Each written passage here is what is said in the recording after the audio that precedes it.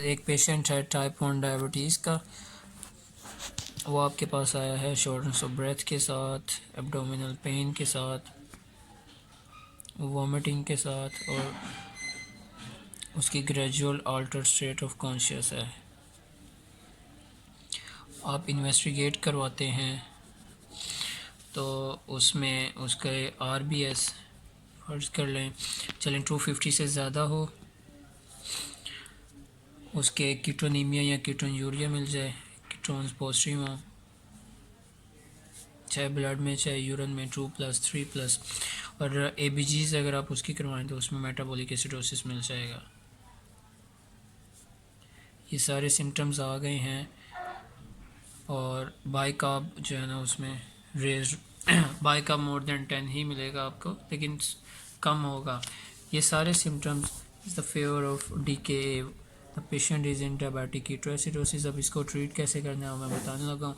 इसका criteria diagnosis का यही है, कुछ ये सिम्टम्स हैं जो कि नॉन स्पेसिफिक से हैं इसके लिए, लेकिन RBS कीटोन्स ABGs पे pH कम होगी, बाइकार्ब थोड़ा सा वो भी कम होगा, मेटाबॉलिक एसिडोसिस मिल जाएगी। हमने DK आ गया। अब DK में बेसिकली हमने जो मेन स्टे ऑफ ट्रीटमेंट है वो है इंसुलिन और फ्लूइड्स। इसके लिए जो गाइडलाइन है हम करेंगे क्या, जो सीरम इलेक्ट्रोलाइट्स और कीटोन्स है ना, यूरिन कीटोन, ये हम टेस्ट 4 आवरली करवाएंगे। RBS जो है वो हम 1 आवरली चेक करेंगे, और फ्लूइड और इंसुलिन हम कितनी कितनी दे रहे हैं इसका हम रिकॉर्ड मेजर करेंगे। अब देनी कैसे है मैं बताने लगा हूँ। अब इंसुलिन दें, इंजेक्शन इंसुलिन, ये बेसिकली अकॉर्डिंग टू वेट होता है 0.5 यूनिट पर केजी जो है। फर्स्ट करेंगे 60 kg का है पेशेंट तो उसमें आप 30 units in 98 cc normal saline at 10 microdrops per minute, ये आप इन्फ्यूजन में दे देंगे।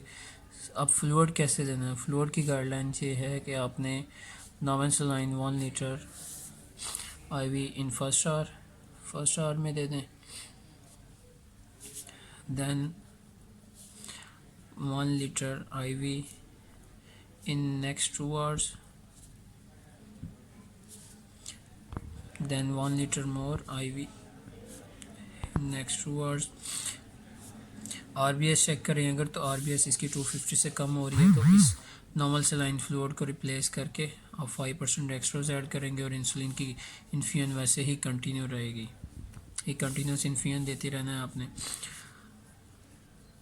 देन साथ ज़ाहिर है हम पोटेशियम को रिप्लेस करेंगे, क्योंकि इंसुलिन जो है वो पोटेशियम को इनटू द सेल्स भेज देती है और सीरम में उसका लेवल कम हो जाता है।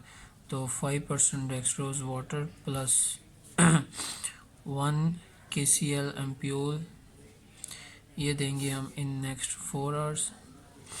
Then again 1 liter fluid in next 4 hours। ये हम तकरीबन 6 लीटर तक फ्लूइड दे सकते हैं in next 24 hours with continuous insulin infusion and RBS monitoring and urine ketone serum electrolytes. ये ट्रीटमेंट तब तक जारी रहेगी ultimately the ketones becomes negative. और जाहिर है DK उसको होगा क्यों, कोई ना कोई प्रेसिपिटेटिंग फैक्टर होगा। अगर तो वो इन्फेक्शन है तो हमने उस इन्फेक्शन को ट्रीट करने के लिए कोई एंटीबायोटिक्स देनी है according to the focal site of infection. First करेंगे ग्राम नेगेटिव है तो ceftriaxone 1 gram IV into BD, और स्टमक कवर के लिए हम वही ट्राइजिक दे देंगे। वोमिटिंग है तो उसके लिए मैक्सोलॉन।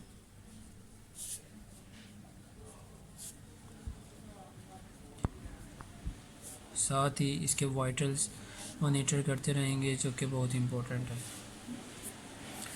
once the patient becomes negative, once the patient's urine becomes negative for ketones, then the treatment is being successful। so अगर कीटोन्स नेगेटिव हैं इसका मतलब है कि पेशेंट DK से आउट हो गया। अब आपने इंसुलिन को इन्फ्यूजन की बजाय सब कट में शिफ्ट करना है, इंसुलिन सब cut according to sliding scale दे दें,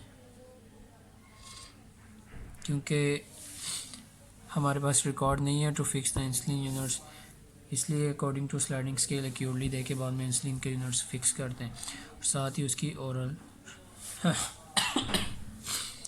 ओरल ट्रीटमेंट हम शुरू कर देंगे, ओरल उसकी फीडिंग शुरू कर देंगे और उसके साथ इंसुलिन के यूनिट फिक्स कर देंगे और साथ आरबीएस को मॉनिटर करेंगे और यही एबीजी स्टार्ट